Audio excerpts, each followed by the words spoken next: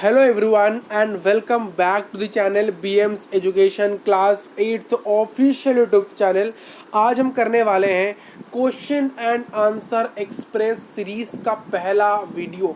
इसके total 2 videos होंगे। पहला तो ये वीडियो, इसके बाद जो नेक्स्ट वीडियो आएगा उस वीडियो के अंदर ये आपका चैप्टर कंप्लीट हो जाए। बोले तो इस चैप्टर का लास्ट पार्ट है वो वीडियो। देखिए यहाँ पर हम करने वाले हैं इस सीरीज के अंदर लैंड सॉयल वाटर रिसोर्सेस का पार्ट 5 कर रहे होंगे और इस वीडियो के अंदर हम करेंगे क्वेश्चन एंड आंसर की सीरीज। सभी क्वेश्चंस कवर हो जाएंगे यार मेरे आप सभी के। बट यहाँ हम डिस्कस करेंगे पार्ट बी और पार्ट सी और पार्ट डी और पार्ट ई। पार्ट डी और पार्ट ई को हम क्वेश्चन एंड आंसर के एक्सप्रेस के दूसरे वीडियो में मतलब नेक्स्ट पार्ट में डिस्कस कर रहे होंगे। आज हम डिस्कस करें not more than 20 words, not more then 40 words. इनके सभी क्वेश्चन इसी वीडियो के अंदर कवर हो जाएंगे मेरे यहाँ।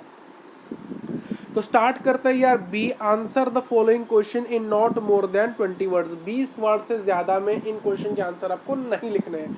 पहला क्वेश्चन क्या कहता है, what is arable land, how much of the Indians land is arable.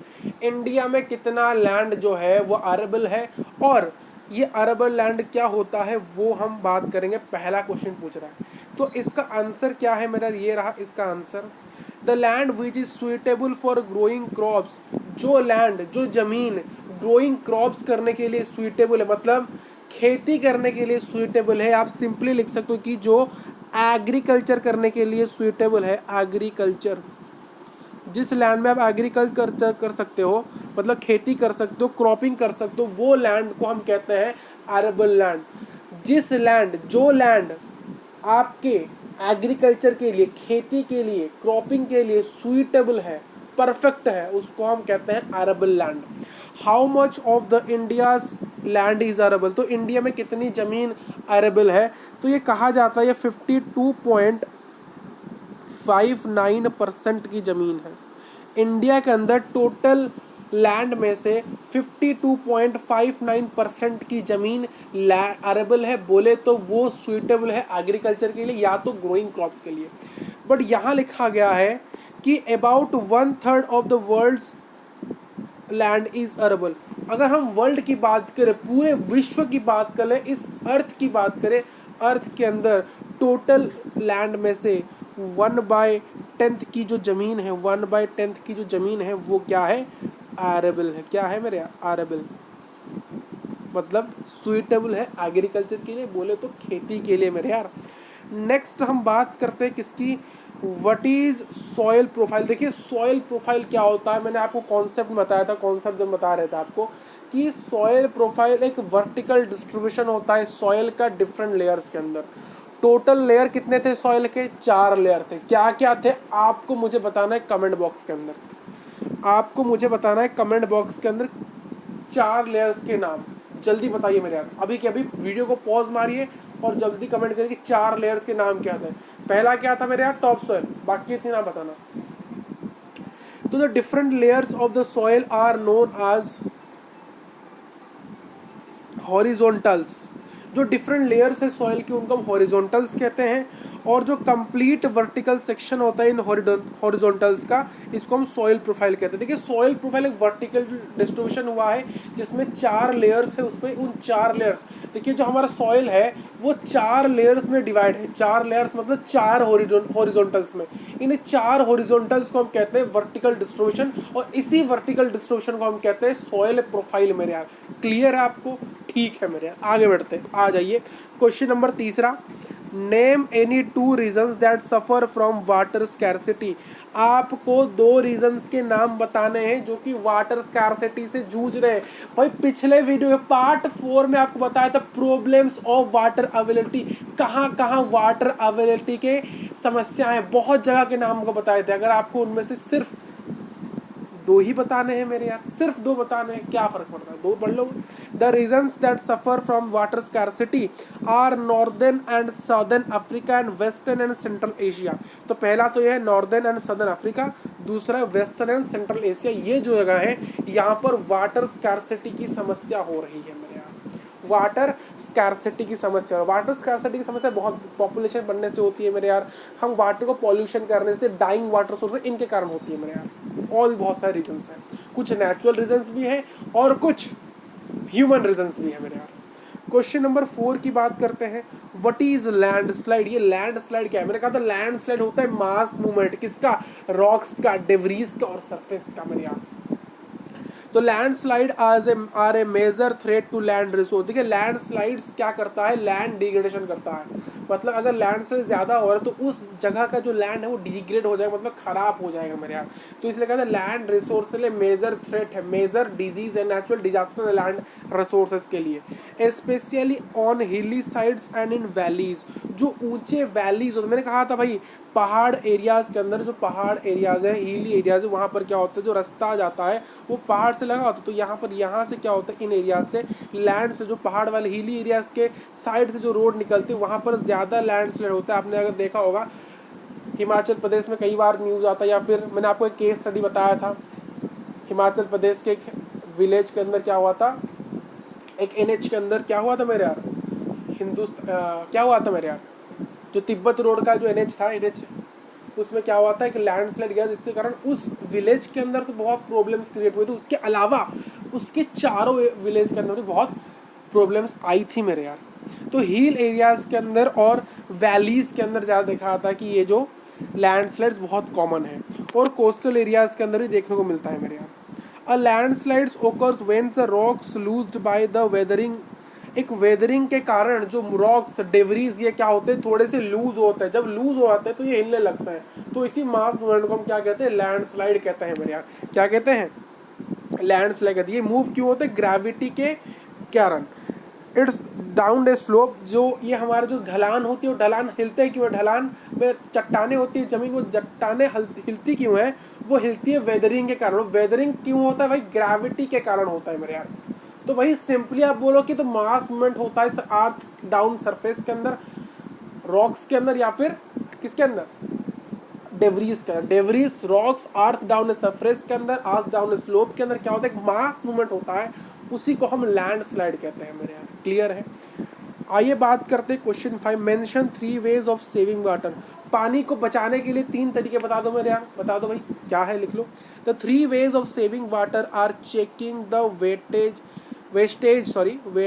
Wastage of water. मैंने गलती से वेटेज बोल दिया, wastage.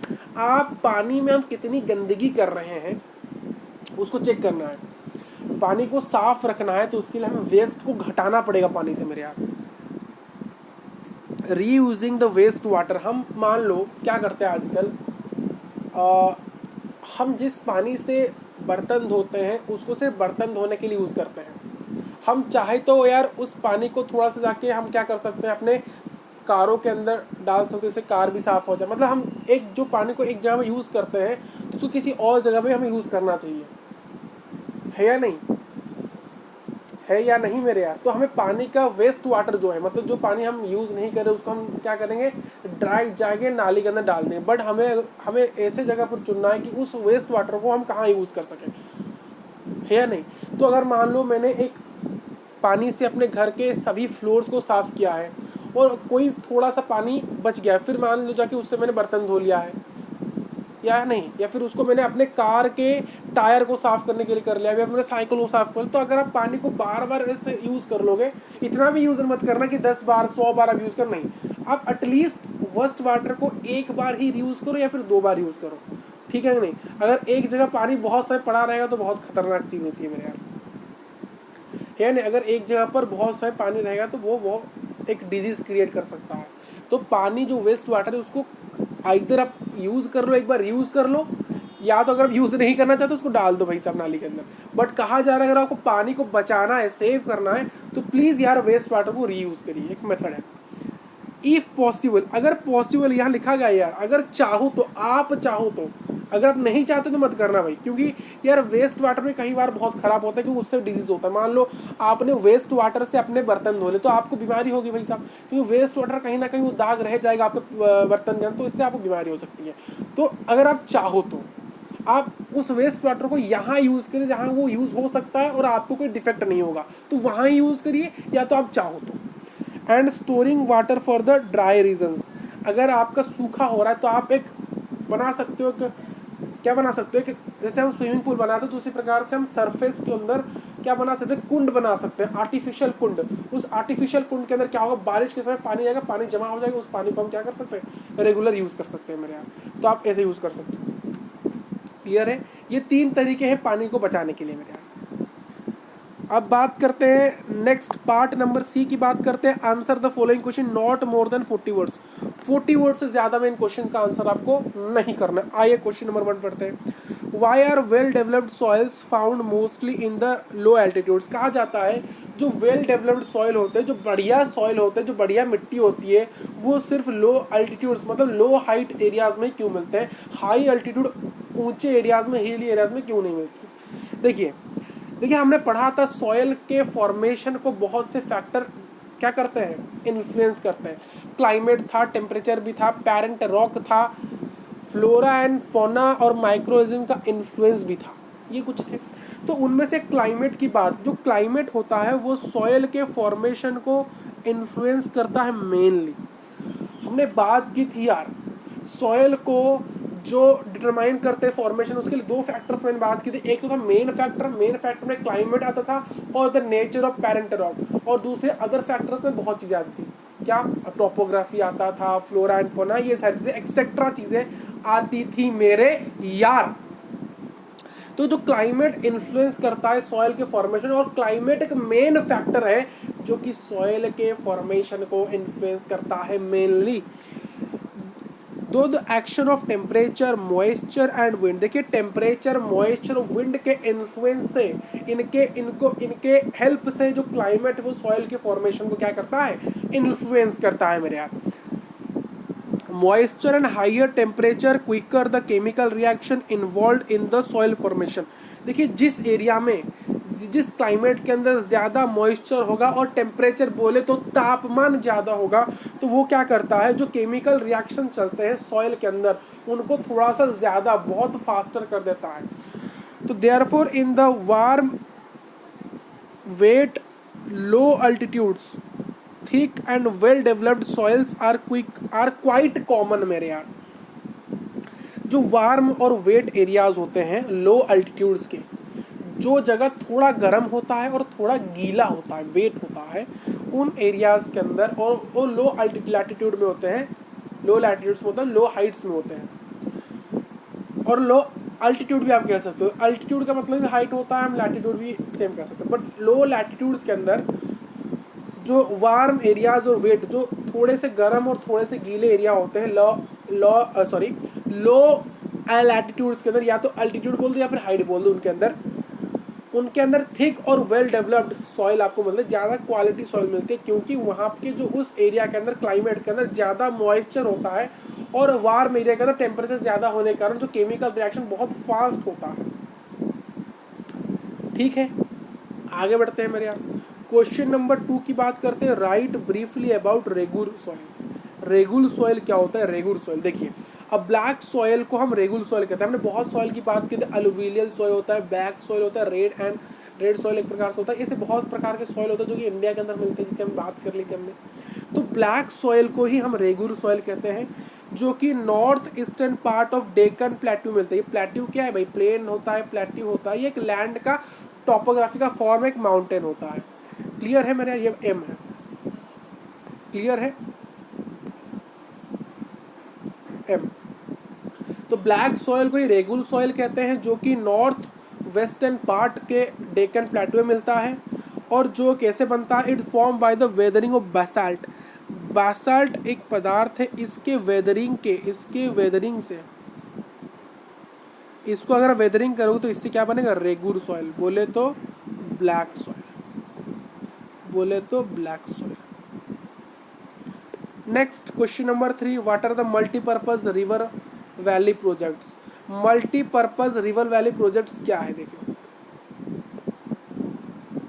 The projects undertaken to utilize river water efficiency usually involve the construction of dams.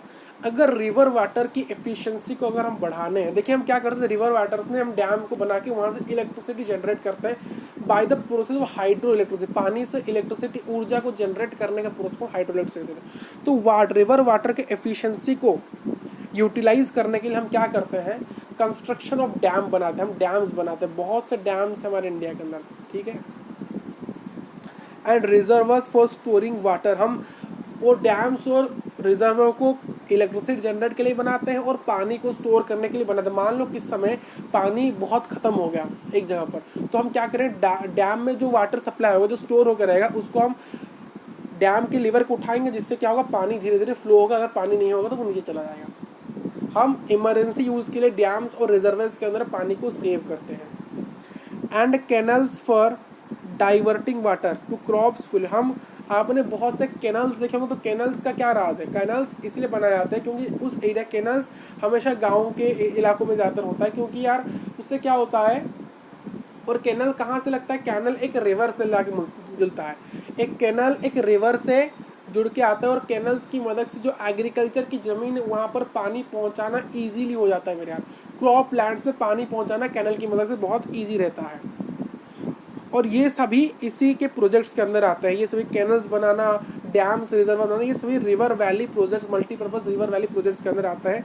और simultaneously सर्व several purpose like, और ये जो चीज़ हम बनाते हैं, डैम्स, रिजर्वर्स, ये सभी और कैनल्स, ये सभी और अदर काम के लिए भी काम आते हैं। Irrigation, flood control, production of hydro electricity, जैसे कि डैम और रिजर्वर्स काम, डैम ज़्यादातर हाइड्रो इलेक्ट्रिसिटी काम आता है। हाइड्रो इलेक्ट्रिसिटी मतलब पानी की मदद से हम इलेक्ट्रिसिटी जनरेट कर रहे हैं, मतलब ऊर्जा जनरेट कर रहे हैं। फ्लड कंट्रोल, हम बाढ़ को कंट्रोल कर सकते हैं। हम इरिगेशन कर सकते हैं, मतलब पानी, देखिए एग्रीकल्चर को पानी देने के प्रोसेस को हम इरिगेशन कहते हैं। तो अगर हम कैनाल्स हुआ तो कैनाल से अगर पानी हम क्रॉप्स को दें तो इरिगेशन हुआ मेरे यार। And these are known as multipurpose river valley project. हम एक रिवर को अलग अलग पर्पज़ में जब यूज़ करते हैं, जैसे कि हम लैंड को अगर डिफरेंट डिफरेंट पर्पज़ में यूज़ करते हैं तो उसको हम कहते हैं लैंड यूज़। उसी प्रकार से रिवर वैली को अगर डिफरेंट डिफरेंट पर्पज़ में यूज़ करो तो उसको हम कहें मल्टीपर्पज़ रिवर वैली। और बनाया जा रहा है इसको, जैसे प्रोजेक्ट किया जाता है। जैसे हम डैम बनाते हैं भाई, किसके लिए, हाइड्रो इलेक्ट्रिसिटी जनरेट करने और वाटर को स्टोर करने के लिए, फ्यूचर यूज़ के लिए, और फ्लो बाढ़ को कंट्रोल करने के लिए। मेरे यहाँ क्लियर है, बाढ़ को कंट्रोल करने के लिए। और हम क्या करते हैं, और यार हम कैनल्स बनाते हैं इरिगेशन के प्रोसेस को आसान करने के लिए। क्लियर है, ठीक है। तो अब बात करते हैं यार, चैप्टर तो यहाँ कंप्लीट नहीं हुआ है। जो नेक्स्ट पार्ट होगा, नेक्स्ट पार्ट आपका होगा पार्ट नंबर 6, उसके अंदर ये चैप्टर कंप्लीट हो जाएगा। और नेक्स्ट पार्ट में पार्ट डी और पार्ट ई कवर कर रहे होंगे। तो मिलते हैं यार नेक्स्ट क्लास के अंदर। ये जो नोट्स हैं आपको डिस्क्रिप्शन बॉक्स में मिल जाएंगे, डाउनलोड कर लेना। मिलते हैं यार next video. Thank you for watching this video. मिलते हैं यार, कमेंट करना अच्छे अच्छे, मज़ा आता है आपके कमेंट पढ़ के, मज़ा आता है यार। और यार आप अगर हमारे चैनल के अंदर 50+ या 55 सब्सक्राइब करा देते हो तो हम एक लाइव सेशन लेने की सोच रहे हैं आपके एग्ज़ाम से पहले। तो अगर हो सके तो करा देना यार, एक लाइव सेशन ले लेंगे आपके साथ रिवीजन का। तो मिलते हैं यार नेक्स्ट क्लास के अंदर। तब तक के लिए बाय बाय, और पढ़ते रहना यार, एग्ज़ाम आ रहे हैं आपके।